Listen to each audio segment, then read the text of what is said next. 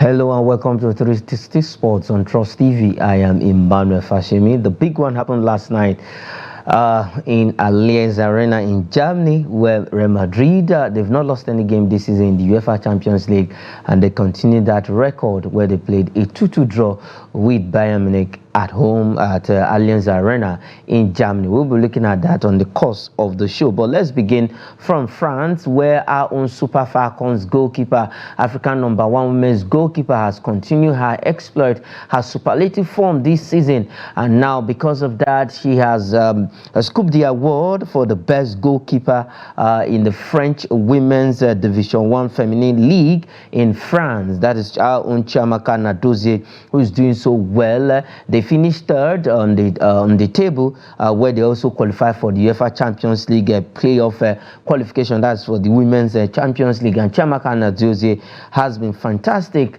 this season for Paris FC in France, and now because of her exploit this season, she scooped that award for the best goalkeeper of the season 2023-2024 league season. Our own Super Falcons #1 goalkeeper Chiamaka Nnadozie winning the D1 Akem. It's called the D1 Akem Award. That award started in 2016, and Chiamaka Nnadozie becomes the first Nigerian and the first African woman player to win this award. I have Upe Waziri all the way from Kaduna this morning joining me on the show to look at these and other stories. Upe Waziri, welcome to 360 Sports on Trust TV. It's a wonderful one having you today on the show, and happy Workers' Day to everyone out there, and happy Workers' Day to you, Upe Waziri. But quickly, let's start with Chiamaka Nnadozie winning the best goalkeeper of the season in France. Yeah, good morning, first. Good to be here. I think it's a good one for her, and it's just very interesting to see how her stock has continued to rise since she made her debut for the Super Falcons, and how she has able to keep herself moving to Europe, and that performance she has turned out week in, week out for Paris FC. I think it's an incredible achievement, and seeing that she was able to scoop that award, it's a big one. It's a huge one for her confidence. I think it gets to boost her confidence, and just gives her that belief that, okay, she can really get right up there. Being the first Nigerian and the first African to win the award, I think she becomes a pace setter, and somebody whom a lot of other young ladies or young women who are trying to get into football will be looking at, and they'll be looking up to her and thinking, okay, she did it, we can also do it. And so I think it's a fantastic one and an incredible achievement for Chiamaka Nnadozie and, of course, the country at large. Okay, and the country at large. Looking at Chiamaka Nnadozie's exploit with the Super Falcons, I think she gradually came into the Super Falcons. Let's not forget that Tochukwu Olwehi was the Super Falcons #1 goalkeeper before she displaced her during the 2018 AFCON, that is the African Women's Nations Cup. But for Chiamaka Nnadozie, with Paris FC, do you think, let's just look at it this way, if maybe any good offer come from any other club in Europe, the likes of Real Madrid, Chelsea, and co, who they actually play in the group stage of the UEFA Champions League, do you think Chiamaka Nnadozie should leave Paris FC? Absolutely. Why not? I think she is in a good thing for is that he is in a competitive sport. It's football, and the aim of football entirely is to win. So you as a participant, I think mentally you also have to be a winner for you to be part of it. So getting to the elite clubs, that should be her dream, absolutely. And then she's right now at Paris FC. If Chelsea, Madrid, the United, or the Lyon, those are the guys that are doing very well in women's football, it comes for her. I think she should just jump at the offer if they should come for it, because they consider her good enough. And I think she's good enough to be at that stage. She'll be playing the European Champions League, UEFA Champions League playoff this time around. But I think she should be somebody who should have a guaranteed spot in the competition year in, year out, looking at her talent level. So going back to your question, if those are the big guns come for her, she should jump at the offer. Most definitely, 100%. I think she will go there, and whoever is there. And good thing for her is that she's not a stranger to facing adversity. I mean, you just mentioned it, how she became the Super Eagles, the Super Falcons, #1 first-year goalkeeper. I think she had to displace somebody else, not that she was given the position on a platter of gold.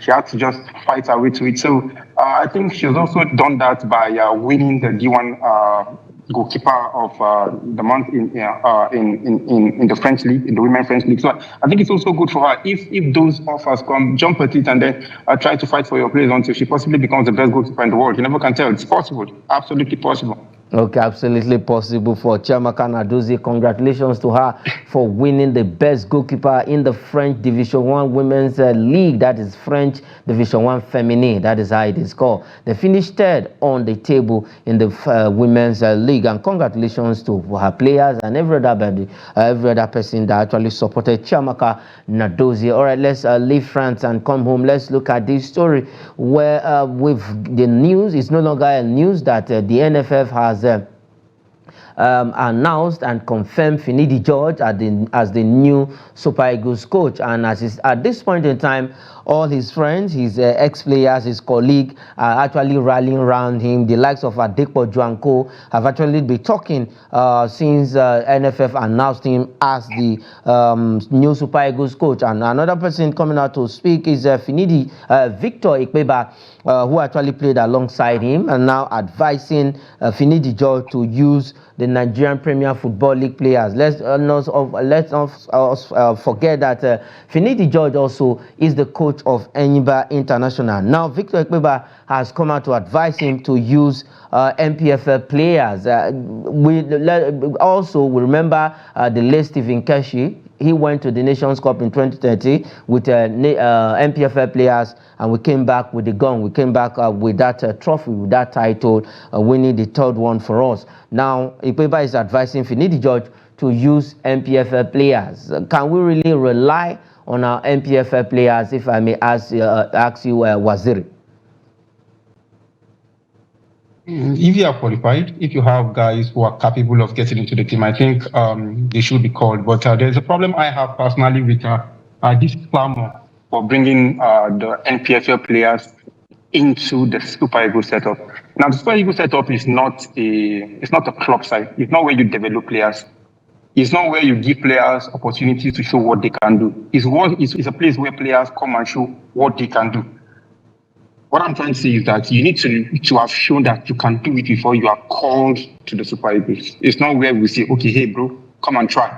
No, it's not where we develop players. So if you say, okay, bring in players from the NPFL, are they good enough? Or simply because they play in the NPFL, you just bring them in and say, okay, come and play. It's by right because you play in the Nigerian Professional Football League. We just bring you in and come and play. I think it does not work like that. You made reference to the Stephen Keshi team, I think about 11, 10 years ago in 2013 when the likes of Ubobona, Ubabona and the guy who scored the winning goal in the quarterfinal and the final that he signed him, all made it into the team and they were able to, they had serious impact in that tournament. Now you look at those guys, they were some of the best players that we had around. If you had not taken them with that squad in 2013, if we have players say in Europe or Asia or anywhere around the world that were better than them, I think the answer is capital no, N-O. So players should not be taken or should not be part of the team simply because they are part of the play in the NPFL. No, they should. The prerequisite, we should make it very, very clear as a footballing nation or the NFF should make it that you have to be good enough before you are called into the Super setup. Not simply because you play in the NPFL. And this statement was by Victor Ikpeba or advising Finidi George be part of to advising Finidi George to bring in NPFL players as part of the Super Eagles setup. I think he should know better being a member of the NFF technical committee. Usually, there are certain specified number of players that are called for every national team assignment. It's usually 26 or 23, depending on the number of players that the coach wants. Because I remember Jose Pesero had the opportunity to take 26 to the Nations Cup, but he tried to take 23. So I think the choice is usually left with the manager sometimes. So really tell me that if you have 26 best players that are good enough for the Super Eagles, how sure are you that there are players who play in the NPFL that fall into that bracket of the 26 best players or of the best 8 defenders we have as a country? How many do we have in the NPFL that is the best of the best 8 defenders, the best of the best 3 goalkeepers, the best of the best 6 midfielders, or how many there will be, and the best of the best 8 attackers and wingers? We have those ones in the league that can actually make a stake and then come into the team and say, okay, we came in simply because we are good enough, not because somebody somewhere is trying to give us exposure. I think it's good for them. It's good for the exposure, but it's invitation to the Super Eagles should always be on merit. It should not be because I play in the NPFL. It should always be because of what you've done, what you have on your CV, not because you play in the NPFL. So if you have players that are good enough if you think they have players that are good enough in the NPFL come to the Super Eagles, definitely you call them in. But if it is on the basis of, okay, I play in the NPFL, so I should be given an opportunity, I'm never in support of that. I'm never a fan of that. Okay, you're never a fan of that. You should earn your call-up. At least you should be 100% okay, good, better than European players before you even get that call-up into the fold of the Super Eagles. All right, let's leave Finidi George and Victor Ekpeba. Let's look at this story where all of the centers today will be bubbling and actions will go down across the length and breadth of Nigeria as the President Cup round of 64 for men kicks off today. We have a lot of matches lined up. Bendel Insurance is the defending champions of the FA Cup. It is the oldest competition in Nigeria, and now it's called the President Cup. The name was changed from ITO Cup to President Cup, and this is the third time the name will be changed in the space of how many years to as in the name of the competition. So it's now called the President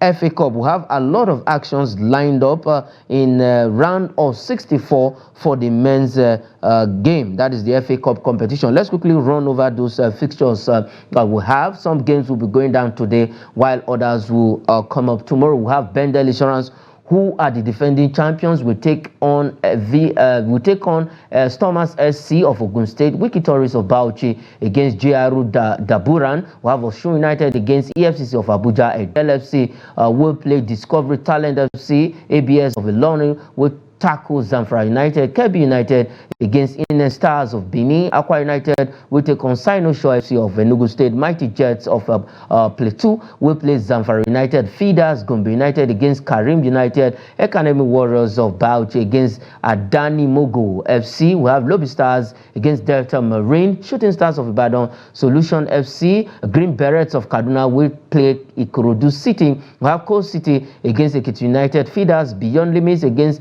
Hamola International. Inter Lagos will play May Frank. We have Warri Wolves against Lauti FC. Kwara United will play Calabar Rovers FC. Abia Warriors against Ilaje FC. We have Sporting Supreme of Abuja also against PCM FC. Nasarawa United play FC Bako. We have Sokoto United take on Ofirima FC. FRU Ebruja against FC1 Rocket. Enyimba International will take on Warin JFC. Plateau United against Ekiti. And Ben, like I said, Kano Pillars, the big one of the round of 64. That's for the FA Cup round of 64 will be between Kano Pillars and Rangers International. That game will be played at the Buhari Stadium here in Abuja tomorrow. That is Thursday by 4 p.m. at the Buhari Stadium here in Abuja, where Kano Pillars will take on Rangers International. So that's the biggest game of the round of 64 for the men's FA Cup competition. The women are also playing their own. The women are in round of 32, but for the men it is the round of 64, where 32 teams will go will be out of the round of 64. Then we'll have another 32 team progress into the next round, where we now have, it's going to be based on knockout basis before we now have the final. But the big one will be between Kano Pillars and Rangers International, who are topping the table of the Nigerian Premier Football League. Doma United, let's not forget, will take on Gamji Eaglets. Bayelsa United against FC Basira. I love that name. Katsina United will take on Duse Strikers. Niger Tornadoes, we play Niger Tornadoes Feeder. So two teams from the same place. Rivers United against Ikukuoma FC. Sunshine Stars of Akure, Jedo Academy, Plateau United, Ekiti United, Enyimba against Warinje FC. Now, Waziri, we have a whole lot of games lined up for the round of 64 for the men's FA Cup. Now, the biggest one is Kano Pillars against Rangers International. Yeah, I think Rangers versus. I didn't get that. Can you say that again, please? Kano Pillars against Rangers International. That is the round of 64 for the FA Cup, the President Cup as it's called now. Yeah, as it has been rebranded, yeah. I think it's a big one, and it's good to see some of these early Kano Pillars as Rangers. And then I was speaking to somebody just a while back who the smaller teams in the competition, and he was like, okay, it's good that you have these big guys facing. That is Kano Pillars versus Rangers of Tinubu. I think these are two juggernauts of the game in the Nigeria pedigree in as long as the Nigerian club competition is concerned. So having them early in the Presidential Cup, I think it gives a little. These guys can eliminate themselves, and then the smaller teams can have a party. But talking about the game itself, I think two guys who will really square up against each other as good as they used to be in the past couple of years, especially Kano Pillars. But however you want to look at it, will always be a big game. It's one of those games that will always fill up the stadium. So I think it's a great thing for Kano Pillars to actually lay their hands on a silverware after a long time. Early in the Nigerian Professional Football League this season, they barely came into the league. So an opportunity for them. And same thing for Rangers International. I think we're in for what promises to be a mouth-watering encounter as far as. Okay, as far as the round of 64 is concerned. All right, let's leave the shores of Nigeria and go straight to Europe. The big one happened last night at the Allianz Arena in Germany. Vini Jr. getting a brace. Harry Kane cannot stop scoring, getting a goal also alongside Leroy Sané in that UEFA Champions League semi-final first leg in Allianz Arena in Germany. Real Madrid, after the quite a number of games, they continued their unbeaten record in the UEFA Champions League this season without losing the game. Everybody thought they were going to lose that game last night before Rodrigo actually was fouled in the 18th box by Jay Kim, former Napoli player, and the penalty was awarded, and Vini Jr. was able to convert from the spot before regulation time. And Real Madrid holds at least going to the next leg in Santiago Bernabeu with a draw in their hands, and anything. I think the second leg is what in fact all will be played for in the return leg in Santiago Bernabeu. Waziri, this game was was an intense one. For Bayern Munich, they came back strong in the second half of that game, and they were able to get two goals, one from Sané and the other one from Harry Kane, before Vini Jr. also leveled from the spot. For Real Madrid, do you think they can actually hold this momentum and go straight into the final? 50-50.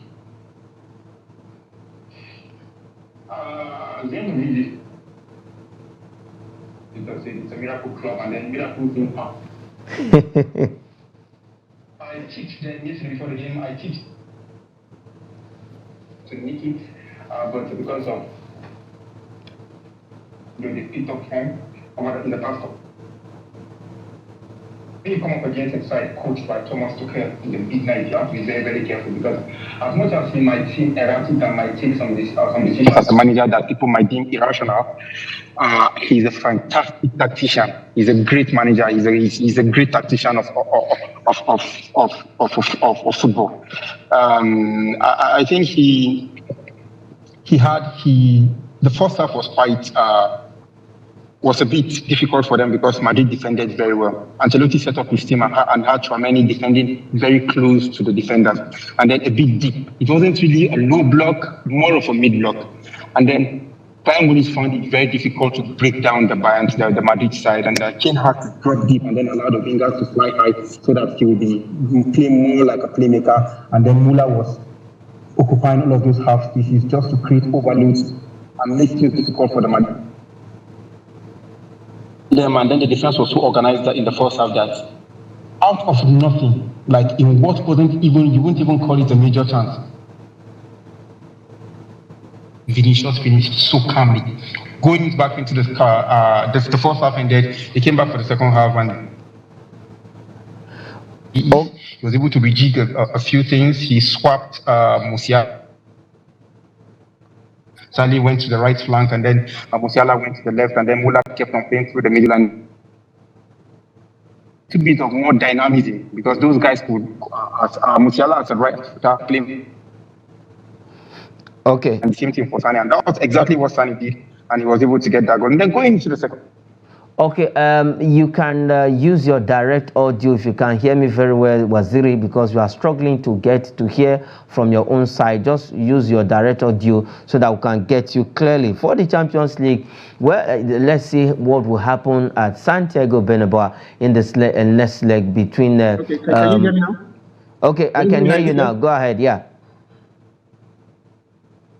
Okay, yeah. As I was saying, it was the second half. Tuchel tried to make it very